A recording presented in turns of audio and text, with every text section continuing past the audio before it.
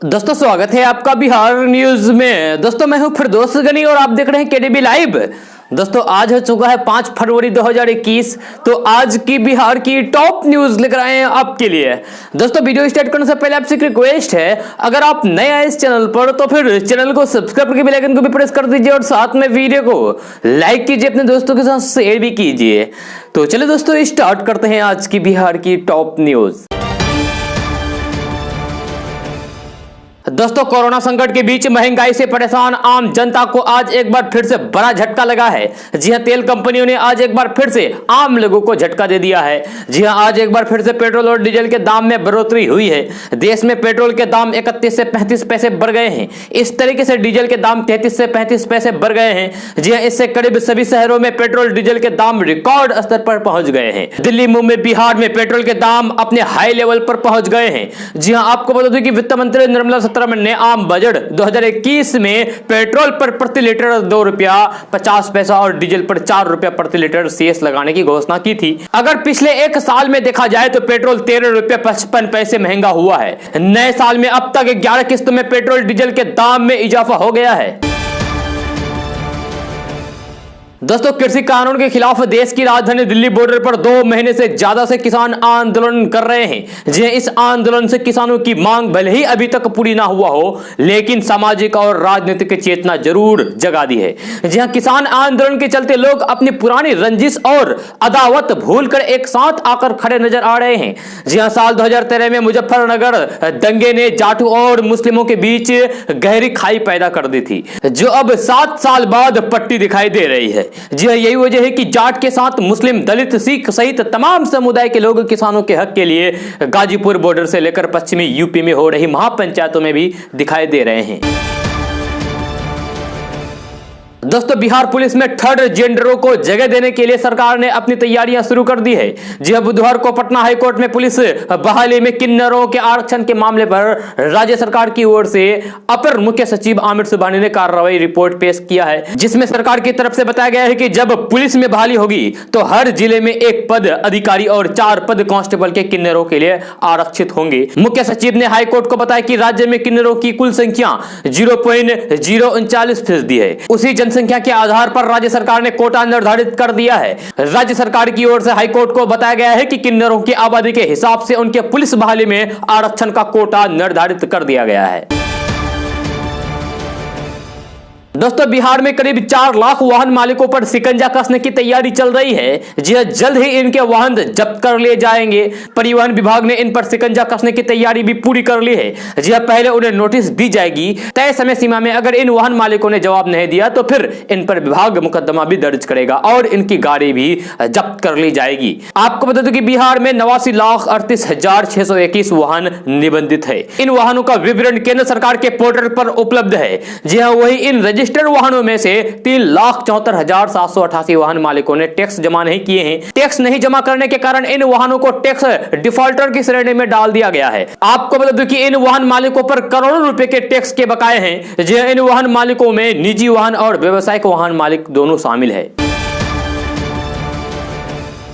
दोस्तों LPG gas से रसोई में खाना बनाने वाली गृहिणियों के लिए बुरी खबर है। तेल कंपनियों ने बजट के बाद गैस की कीमतों में इजाफा कर दिया है। देश की सबसे बड़ी oil marketing company Indian oil corporation limited यानी कि आईओसीएल की एलपीजी इकाई इंडियन गैस ने गुरुवार 4 फरवरी से एलपीजी गैस की कीमतों में वृद्धि कर दी है। इंडियन गैस वेबसाइट के अनुसार गैस सब्सिडी वाले गैस सिलेंडर की कीमत बिहार में 25 रुपए बढ़ा दी गए हैं। जी हालांकि कॉमर्शियल गैस की कीमत 6 रुपए कम कर दी गई है। आपको बता दूं कि नए साल यानी कि 2021 के जनवरी में भी तेल कंपनियों ने घरेलू रसोई गैस सिलेंडर उपभोक्ताओं को राहत देते हुए कीमतों में कोई वृद्धि नहीं की थी। हालांकि कमर्शियल उपभोक्ताओं के लिए 19 किलोग्राम वाले कमर्शियल गैस सिलेंडर की कीमतों में 17 रुपए की बढ़ोतरी कर दी थी। दोस्तों किसान आंदोलन को लेकर छिड़े घमासान के बीच केंद्रीय गृह मंत्री अमित शाह ने ट्वीट के जरिए पलटवार करते हुए कहा है कि कोई भी प्रोपेगेंडा देश की एकता को नहीं तोड़ सकता है। एकजुट होकर प्रगति की ओर चलेंगे। कोई भी दुष्प्रचार भारत को ऊंचाइयों तक जाने से रोक नहीं सकता है। दोस्तों बिहार में लगातार क्राइम बढ़ता जा रहा है। जी हां, और इसको लेकर सीएम नीतीश कुमार भी विपक्षियों के निशाने पर हैं। जी हां, बिहार में महिलाओं से छेड़छाड़, महिलाओं पर अत्याचार की बढ़ती घटना समेत कई अन्य क्रिमिनल वारदातों से आम जनता तो पूरी तरीके से परेशान है ही है। जी हां, लेकिन अब बिहार में महिला विधायक भी सुरक्षित नहीं है। जी हां, वैशाली जिला से आए एक ताजा मामले में नीतीश कुमार के सुशासन के दावे की पोल खोल दी है। जी हां, वैशाली जिला के राजापाकर के भलुई में कांग्रेस महिला विधायक प्रतिमा कुमारी के साथ एक कार्यक्रम के दौरान एक युवक ने सरेआम अश्लील हरकत की। जी हां, इस हरकत से तमतमाए विधायक ने भी आरोपी युवक को सरेआम थप्पड़ जड़ दिया। जी हां, मीडिया रिपोर्ट के अनुसार स्थानीय महिला विधायक प्रतिमा कुमारी वैशाली जिले के राजापाकर के भलुई में फैंसी क्रिकेट क्लब आयोजन में भागीदारी निभाने के लिए पहुंची थी। इस दौरान मंच पर प्रतिमा कुमारी के साथ महुआ के विधायक मुकेश रोशन समेत क्षेत्र के कई अन्य जाने माने लोग भी मौजूद थे। जी हां, पीड़ित महिला विधायक के बताए अनुसार एक शख्स लगातार उन्हें अश्लील इशारे कर रहा था। जी हां, पीड़िता ने कहा है कि वह शख्स बार बार इस हरकत को दोहराता रहा था। इसके बाद उन्होंने उस शख्स से अपनी नजरें हटा ली। जी, इसके बाद तो उस शख्स ने हद ही पार कर दी और वह शख्स मंच पर ही चढ़ गया, जहां शख्स ने विधायक के साथ छेड़छाड़ करने का प्रयास किया। इसके बाद विधायक को उस व्यक्ति की हरकत सहन करनी मुश्किल हो गई। वही नाराज विधायक ने मंच से नीचे पहुंचकर आरोपी युवक को करारा थप्पड़ जड़ दिया। जी, ये पूरा मामला बीते 30 जनवरी को बताया जा रहा है। मामले पर विधायक प्रतिमा कुमारी का कहना है कि वह विधायक से पहले एक महिला भी है। मैंने उस व्यक्ति को थप्पड़ जड़कर यह बताने का प्रयास किया कि तमीज और हद में रहना सीख ले। किसी बात को सहन करने की भी एक लिमिट होती है। उन्होंने कहा कि लिमिट पार करेगा तो कानों में थप्पड़ की गूंज ऐसे ही सुनाई देती रहेगी। दोस्तों बिहार के 18 जिला मुख्यालय समेत 44 शहरों का मास्टर प्लान बनाया जाएगा। इसमें 13 शहरों के मास्टर प्लान का काम सबसे तेजी के साथ चल रहा है। कटिहार के मास्टर प्लान का प्रारूप तैयार हो चुका है। इसे पब्लिक डोमेन में डालकर 22 फरवरी तक आपत्ति और सुझाव भी मांगे गए हैं। वहीं राजगीर, बिहार शरीफ, बेगूसराय और छपरा के प्लानिंग एरिया का सीमांकन करके मास्टर प्लान बनाने का काम जारी है।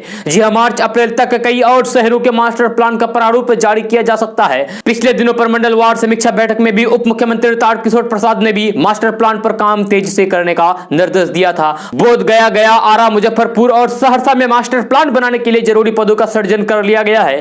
इन शहरों में भी सीमांकन के बाद मास्टर प्लान बनाने की प्रक्रिया शुरू हो गई है। वही मुंगेर, दरभंगा और पूर्णिया में आर्किटेक्ट का पद सृजित करके आगे की प्रक्रिया शुरू कर दी गई है। केंद्र सरकार की अमृत योजना में राज्य के चुने गए 13 शहरों में प्लानिंग एरिया तय करने की प्रक्रिया चल रही है। इसमें बक्सर, जहानाबाद, किशनगंज, भागलपुर, सासाराम, डेहरी, मोतिहारी, औरंगाबाद, बेतिया, सीवान और हाजीपुर शामिल है। कटिहार का प्रारूप 27 जनवरी को तैयार कर दिया गया है। राज्य के 18 जिला मुख्यालय के सुनियोजित विकास के लिए भी मास्टर प्लान का प्रारूप बनना है। इसमें लखीसराय और शिवहर में डीएम की अध्यक्षता में बैठक हो चुकी है। दोनों ही जगह प्लानिंग एरिया का प्रस्ताव दोबारा भेज दिया गया है।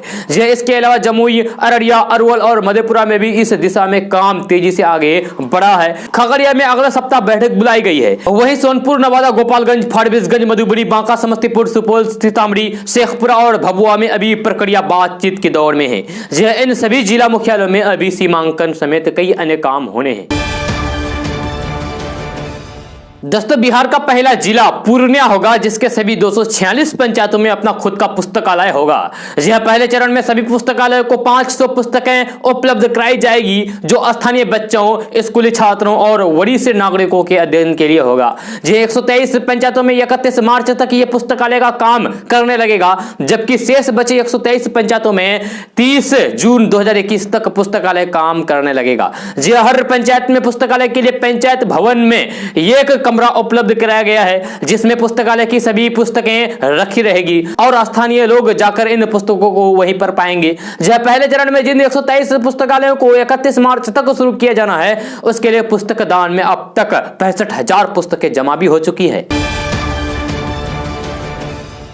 दोस्तों वैसे लाभार्थी जिन्हें जमीन नहीं होने पर प्रधानमंत्री आवास योजना का लाभ नहीं मिल पा रहा है, उन्हें जमीन खरीदने के लिए अब सरकार एक मुश्त 60,000 की जगह अब 1 लाख रुपए देगी। यह राशि राज्य सरकार की योजना मुख्यमंत्री वास स्थल क्रय सहायता के तहत दी जाएगी।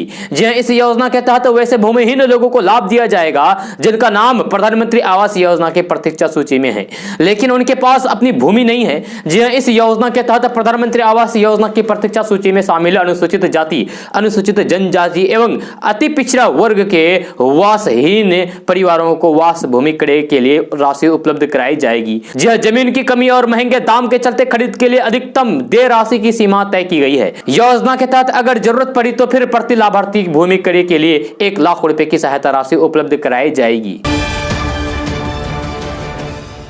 दोस्तों बिहार सेकेंडरी एजुकेशन बोर्ड ने डीएलएड कोर्स का रिजल्ट जारी कर दिया है। बिहार बोर्ड की ओर से सेशन 2019-21 के फर्स्ट ईयर और कोर्स सेशन 2018-20 के सेकेंड ईयर का रिजल्ट जारी कर दिया गया है। जिन छात्रों ने इस परीक्षा में भाग लिया था वे अपना रिजल्ट 4 फरवरी यानी कि कल से ही देख सकते हैं। वेबसाइट पर जाकर आप रिजल्ट चेक कर सकते हैं। जिन परीक्षाओं के लिए रिजल्ट ऑफिशियल वेबसाइट secondary.biharboardonline.com पर अपलोड कर दिए गए हैं। बिहार विद्यालय परीक्षा समिति की ओर से डीएलएड कोर्स के लिए फर्स्ट ईयर में 22,526 छात्र पास हुए हैं। दोस्तों केंद्र के नए कृषि कानूनों के विरोध में आज भी राज्यसभा में हंगामा हुआ। जी हां, आम आदमी पार्टी के राज्यसभा सांसद संजय सिंह ने आज फिर किसानों का मुद्दा उठाया। जी हां, सांसद संजय सिंह ने कहा है कि किसानों को खालिस्तानी कहा जा रहा है। दिल्ली के बॉर्डर पर कटीले तार और कंक्रीट के बैरिकेड लगा दिए गए हैं। ऐसा लगता है कि दुश्मन देश की सेना आने वाली है। सरकार को ऐसा करने की जरूरत क्या है? संजय सिंह ने फिर दोहराया है कि सरकार को तीनों काले कानून वापस लेना ही पड़ेगा। जी हां, संजय सिंह ने कहा है कि किसानों पर आंसू गैस के गोले चलाए गए हैं, पानी की बौछारें दी गई है, उनको बुरा भला पाकिस्तानी, खालिस्तानी और न जाने क्या क्या बुरी तरीके से कहा गया है, उनको गद्दार और खालिस्तानी कहा गया है। क्या सरकार के पास इन किसानों को फोन कॉल करने का पैसा तक नहीं है? जिनके पूर्वजों ने देश के लिए शहादत दी, उनके वंशजों को खालिस्तानी, पाकिस्तानी और क्या क्या कहा जा रहा है? ये तीनों काले कानून वापस लेना ही पड़ेगा। जी हां, उन्होंने कहा है कि बॉर्डर पर कटीले तार और कंक्रीट के बैरिकेड लगा दिए गए हैं। ऐसा लगता है कि दुश्मन देश की सेना आने वाली है। यह तभी होता है जब देश का शासक जनता से डरता है या फिर देश की जनता को शत्रु समझता है। संजय सिंह ने कहा कि कांग्रेस नेताओं ने साल 2019 के घोषणा पत्र में इस तरीके का कानून बनाने की बात कही थी। जनता ने पार्टी को 55 सीटों पर पहुंचा दिया। बीजेपी ने तो लागू ही कर दिया तो आपको 5 पर ही पहुंचा देगी। यह कानून किसानों के लिए नहीं लाया गया है, बल्कि 4 पूंजीपति मित्रों को फायदा पहुंचाने के लिए यह कानून लाया गया है। दोस्तों अगर आपका भी बैंक ऑफ बड़ौदा में खाता है तो आपके लिए एक बड़ी खबर है। जी हां, आपको बता दूं कि केंद्र सरकार ने कुछ समय पहले देना बैंक और विजया बैंक का बैंक ऑफ बड़ौदा में मर्जर कर दिया था। जी हां, जिसके बाद इन दोनों बैंकों के ग्राहक बैंक ऑफ बड़ौदा के ग्राहक बन गए थे। जी हां, 1 मार्च के बाद से बैंक अपने IFSC कोड में बदलाव करने जा रहा है, तो आप अब फटाफट अपना नया IFSC कोड को नोट कर लें, वरना 1 मार्च के बाद आप पैसा ट्रांसफर नहीं कर पाएंगे। जी हां, बैंक ने बताया कि 1 मार्च 2021 के बाद ग्राहकों के पुराने IFSC कोड काम नहीं करेंगे। देश का तीसरा सबसे बड़ा सरकारी बैंक बैंक ऑफ बड़ौदा ने ट्वीट करके इस बारे में जानकारी दी है। दोस्तों बिहार की प्रमुख 7 सड़कों का कायाकल्प होगा। कुल 311 किलोमीटर लंबे इन 7 सड़कों के चौड़ीकरण और जीर्णोद्धार के लिए एशियन डेवलपमेंट बैंक यानी कि ADB पैसा देने पर सहमत हो गया है। जी हां, बिहार सरकार और ADB के बीच सैद्धांतिक सहमति बन गई है और जल्द ही प्रशासनिक स्वीकृति मिलने का आसार है। जी हां, पैसा मिलते ही बिहार राज्य पथ विकास निगम इन सड़कों पर काम करना शुरू कर देगा। ADB से पैसा लेने का मामला लंबे समय से अधर में लटका हुआ था। जी हां, दरअसल मौजूदा समय में इन सड़कों की स्थिति जीर्ण है। कुछ सड़कें सिंगल है तो कुछ टूटी फूटी। जी इन पर बढ़ते ट्रैफिक और जाम की समस्या को देखते हुए बिहार राज्य पथ विकास निगम ने इन सड़कों को स्टेट हाईवे का दर्जा देते हुए 2 लेन करने का निर्णय लिया है। लेकिन निर्माण राशि की समस्या आ गई थी। इन सड़कों के निर्माण होने से राज्य के भभुआ, सहरसा, कटिहार, गया, औरंगाबाद, पूर्वी चंपारण, पश्चिमी चंपारण आदि जिलों के लोगों को सीधा लाभ मिलेगा। दोस्तों आरजेडी नेता मनोज झा ने किसान आंदोलन से सरकार के निपटने के तरीके पर गुरुवार को राज्यसभा में सवाल उठाते हुए कहा कि लोकतंत्र में सुनने और सुनाने की क्षमता होना आवश्यक है। मनोज झा ने राष्ट्रपति के अभिभाषण पर धन्यवाद प्रस्ताव पर चर्चा करते हुए उन्होंने कहा कि किसान और किसानी अब भी भारतीय अर्थव्यवस्था की रीढ़ है और मोदी सरकार आंदोलन कर रहे किसानों से जिस तरीके से व्यवहार कर रही है, निपट रही है, वह उचित नहीं है, बहुत ही दुर्भाग्यपूर्ण है। जी हां, उन्होंने कहा कि सरकार दिल्ली की सीमाओं पर आंदोलनकारी किसानों से ऐसे निपट रही है जैसे सीमा पर मुकाबला किया जा रहा हो। किसानों के आंदोलन स्थल पर कंटीले तार, बार और बैरिकेडिंग की गई है। आंदोलनों से निपटने का क्या ये उचित तरीका है? उन्होंने कहा है कि किसानों की बात सुनी जानी चाहिए। किसान जितने बेहतर तरीके से अपना हित समझते हैं उतना ना तो नेता समझते हैं और ना ही सत्ता पक्ष ना विपक्ष। उन्होंने कहा है कि लोकतंत्र में सुनने और सुनाने की क्षमता अवश्य होनी चाहिए। किसान आंदोलन अब दिल्ली की सीमाओं तक ही सीमित नहीं है, यह आंदोलन अब देश के अन्य भागों में भी फैल रहा है। दोस्तों, भारत का पहला ऐसा रेलवे स्टेशन बनने जा रहा है जिसके आगे आलीशान एयरपोर्ट भी फेल होंगे। जी हां, दिल्ली के नई दिल्ली रेलवे स्टेशन को कुछ ऐसा ही भव्य बनाने की योजना पर काम चल रहा है। करीब 6500 करोड़ यानी कि 6500 करोड़ रुपए में बनकर तैयार होने जा रहा है। ये रेलवे स्टेशन भारत का सबसे शानदार रेलवे स्टेशन होगा। पीपीपी प्रोजेक्ट के रूप में तैयार होने जा रहे नई दिल्ली रेलवे स्टेशन के डेवलपमेंट के लिए RFQ यानी कि रिक्वेस्ट फॉर क्वालिफिकेशन बिड खोल दिया गया है। जी हां, जिसमें देश विदेश के 9 कंपनियों ने दिलचस्पी दिखाई है। दोस्तों, पटना हाईकोर्ट ने 30 मार्च 2019 तक डिप्लोमा इन एजुकेशन नहीं करने वाले शिक्षकों को नौकरी से हटाए जाने पर रोक लगा दी है। जी हां, न्यायमूर्ति डॉक्टर अनिल कुमार उपाध्याय की एकल पीठ ने करीब 1 दर्जन याचिका पर सुनवाई के बाद यह आदेश दिया है। जी हां, कोर्ट को बताया गया है कि प्राथमिक निदेशक ने 22 अक्टूबर 2019 को एक पत्र जारी करके सभी जिला शिक्षा पदाधिकारी को निर्देश दिया था कि जो शिक्षक 30 मार्च 2019 तक DLED नहीं किए हैं और 12वीं कक्षा के बाद 50% से कम अंक लाए हैं, उन्हें नौकरी से हटाने की कार्रवाई करें। आपको बता दें कि उन सभी शिक्षकों को जिन्होंने 12वीं कक्षा पास करने के बाद 50% से कम अंक लाए थे, वह देश के कोर्ट में चुनौती दी थी। जी हां, अब कोर्ट ने मामले की सुनवाई करते हुए इस आदेश पर रोक लगा दी है। दोस्तों, दिल्ली के बॉर्डर पर विरोध प्रदर्शन कर रहे किसानों को अब शौच करने के लिए दिक्कतों का सामना करना पड़ रहा है। जी हां, वहां मौजूद किसानों का कहना है कि दिल्ली पुलिस विरोध को कमजोर करने के लिए बुनियादी जरूरत में कटौती कर रही है। सिंगू टिकरी और गाजीपुर बॉर्डर पर मौजूद प्रदर्शनकारियों का कहना है कि वहां की गई उच्च स्तर की किलेबंदी ने शौचालय, स्वच्छ सुविधाओं और पानी तक उनकी पहुंच को खत्म कर दिया। जी हां, 29 जनवरी को सिंगू बॉर्डर पर कुछ लोगों ने खुद को स्थानीय बताकर पुलिस की उपस्थिति में किसानों के साथ गतिरोध पैदा किया। जी हां, उसके बाद से पुलिस ने वहां बैरिकेडिंग बढ़ा दी गई और अतिरिक्त रास्ते भी बंद कर दिए गए। इसका मतलब 8 किलोमीटर के लंबे जगह पर विरोध कर रहे किसानों को अब शौचालय का इस्तेमाल करने के लिए या पानी पीने के लिए लंबा रास्ता लेकर जाना पड़ता है। जी हां, बैरिकेडिंग और ब्लॉकिंग दिल्ली की तरफ से की गई है। जी हां, इसके लिए पंजाब और हरियाणा से आने वाले पानी की सप्लाई पर इसका कोई भी असर नहीं पड़ा है, लेकिन दिल्ली सरकार द्वारा उपलब्ध कराए गए शौचालयों और पानी के टैंकरों की पहुंच बुरी तरीके से बाधित हो गई है। दोस्तों, कोसी प्रमंडल मुख्यालय सहरसा के लोगों को अब बिजली की समस्याओं से जूझना नहीं पड़ेगा। जी हां, अगले 4-5 महीने बाद यहां के लोगों को जनरेटर, इन्वर्टर जैसे बिजली की वैकल्पिक व्यवस्था से पूरी तरीके से छुटकारा मिलने वाला है। जी हां, इसके लिए 8 करोड़ की लागत से नया पावर सब स्टेशन का निर्माण चल रहा है। इसके चालू होते ही यहां के लोगों को 24 घंटे बिजली प्राप्त होने वाली है। दोस्तों, 26 जनवरी को किसानों की ट्रैक्टर रैली के दौरान लाल किले पर हिंसा फैलाने और झंडा फहराने के आरोपी धर्मेंद्र सिंह हरमन को दिल्ली पुलिस ने क्राइम ब्रांच की SIT ने गिरफ्तार कर लिया। जी हां, धर्मेंद्र लाल किले पर हिंसा के दौरान फेसबुक लाइव कर रहा था। जी हां, वह पिछले 2 महीने से सिंगू बॉर्डर पर भी जा रहा था। जी हां, सूत्रों के मुताबिक क्राइम ब्रांच की टीम को धर्मेंद्र की फुटेज मिली थी जिसमें वह कार के ऊपर चढ़ा हुआ था। दोस्तों, नीतीश सरकार के फैसले के खिलाफ आक्रोश गहराता जा रहा है। जी हां, बिहार में आज सरकारी कर्मचारी सड़क पर उतर गए हैं। जी हां, राज्य के हर जिले में नीतीश सरकार के आदेश की कॉपी फूंकी गई है। जी हां, कर्मचारी राज्य सरकार के उस आदेश का विरोध कर रहे हैं जिसमें कर्मचारियों की 50 साल की उम्र पूरी होने पर कार्य दक्षता की समीक्षा करके जबरन सेवानिवृत्त करने का फैसला किया है, यानी कि जबरन रिटायर्ड करने का फैसला किया है। जी हां, बिहार राज्य कर्मचारी महासंघ आज से आंदोलन पर उतर आया है। महासंघ ने पहले ही सरकार के आदेश का विरोध करने का ऐलान किया था। जी हां, कर्मचारियों ने पटना के न्याय सचिवालय सहित पूरे बिहार में सभी जिला मुख्यालय पर सरकारी आदेश की प्रति को जलाया गया। कर्मचारियों ने संविदा कर्मियों को सरकारी कर्मी घोषित नहीं करने पर भी आक्रोश जताया। जी हां, कर्मचारी महासंघ ने कहा कि सरकार का फैसला बंधुआ मजदूरी वाला फैसला है। 22 जनवरी 2021 को संविदा कर्मचारी के संबंध में निकाले गए सरकारी आदेश की कॉपी को भी आज जलाया गया। आपको बता दें कि बिहार सरकार सामान्य प्रशासन विभाग ने आदेश निकाला है। इस आदेश में कहा गया है कि सरकार हर 6 महीने महीने में कर्मचारियों के काम की समीक्षा करेगी। इस समीक्षा के दौरान 50 साल या फिर उससे ज्यादा उम्र वाले सरकारी सेवकों की कार्य दक्षता, आचरण और निष्ठा सही नहीं पाई गई तो फिर उन्हें जबरन रिटायर कर दिया जाएगा। कर्मचारी संगठनों ने इसे सरकार का तुगलकी फरमान करार दे दिया है।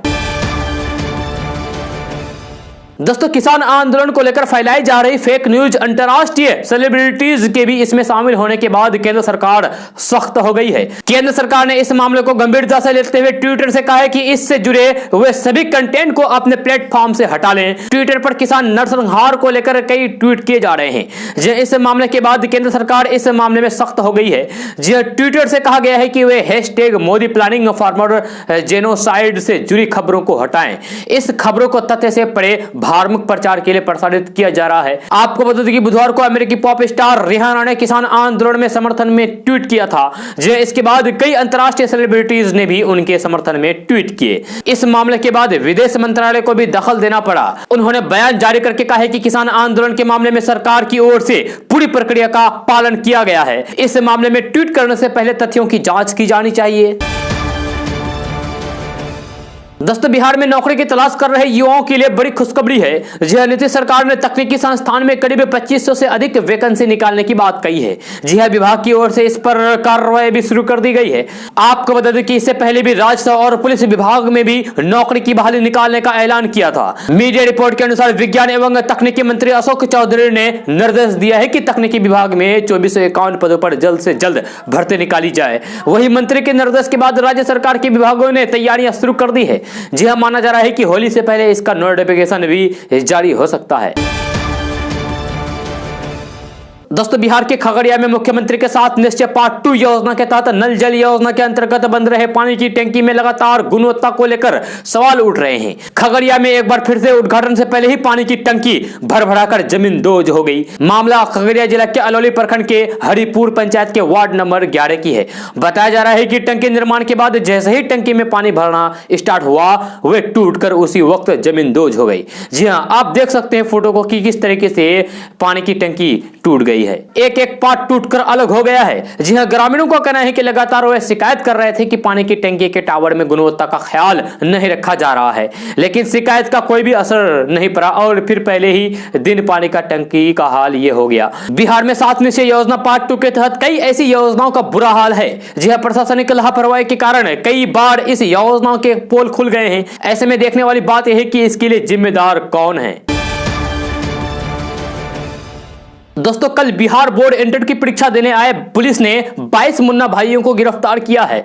मिली जानकारी के अनुसार बिहार के भागलपुर जिले के टीएनबी कॉलेज से परीक्षा की पहली पाली में 22 छात्रों को दूसरी छात्र के बदले परीक्षा देते हुए पकड़ा गया, जिसके बाद सभी को पुलिस के हवाले कर दिया गया।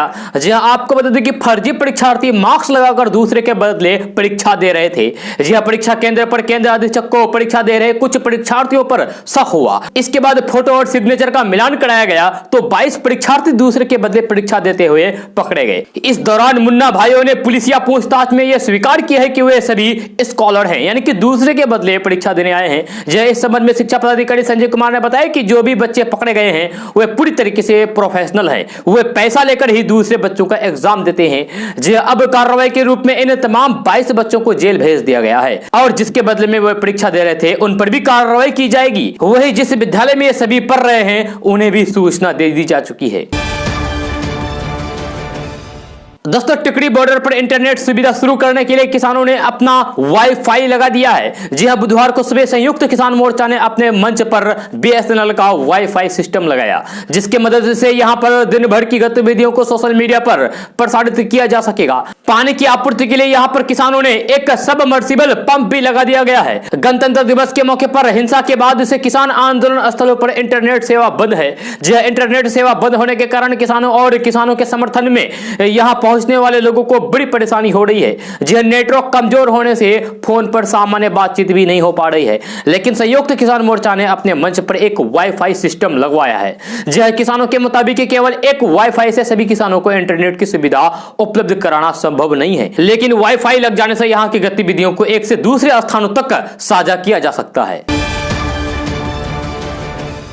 दोस्तों बिहार में पंचायत चुनाव को लेकर तैयारियां की जा रही है। जी हां, लोगों को इंतजार है कि ग्राम पंचायत चुनाव का ऐलान कब होगा, मगर उससे पहले एक बड़ी खबर है और खबर यह है कि पंचायतों का पूर्ण गठन होगा। जी हां, इसमें जिन पंचायतों की आबादी 3000 से कम है उनका अस्तित्व खत्म हो जाएगा। जी हां, ऐसी पंचायतों का पूर्ण गठन करके आसपास की पंचायतों में शामिल करके उनका नामकरण कर दिया जाएगा। जी हां, इस फैसले पर मंगलवार को ही नीतीश कैबिनेट ने अपनी मोहर लगा दी है। कैबिनेट द्वारा ग्राम पंचायत के कुछ क्षेत्रों को नगर विकास में शामिल किए जाने के बाद जिन ग्राम पंचायतों की जनसंख्या 3000 या फिर उससे अधिक है तो फिर वह पंचायतें यथावत बनी रहेगी, यानी कि वह पंचायत ही रहेगी। जिन पंचायतों की जनसंख्या 3000 या फिर उससे कम हो जाएगी उनका पूर्ण गठन करके आसपास के पंचायतों में शामिल कर दिया जाएगा और उनका नामकरण कर दिया जाएगा। जी हां, नए पंचायतों के गठन के लिए 1991 की जनगणना को आधार माना जाएगा।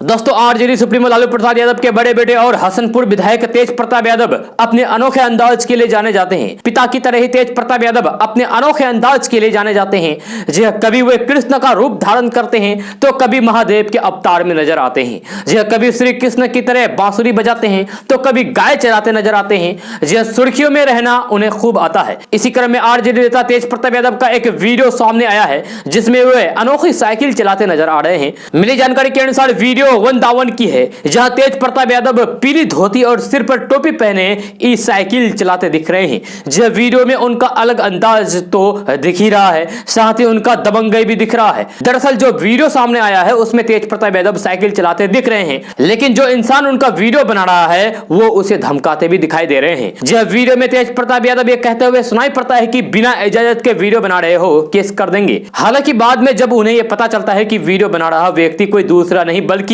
एक स्थानीय पत्रकार हैं, तब वे शांत हुए और फिर उसे कुछ नहीं कहा। जहां आपको बता दूं कि इससे पहले मकर संक्रांति के दिन वे पटना में स्थित अपने आवास पर घुड़सवारी करते नजर आए थे। दोस्तों मौसम विज्ञान केंद्र के अनुसार पूरे राज्य में अब कोल्ड डे और कोल्ड वेव की स्थिति नहीं रहेगी।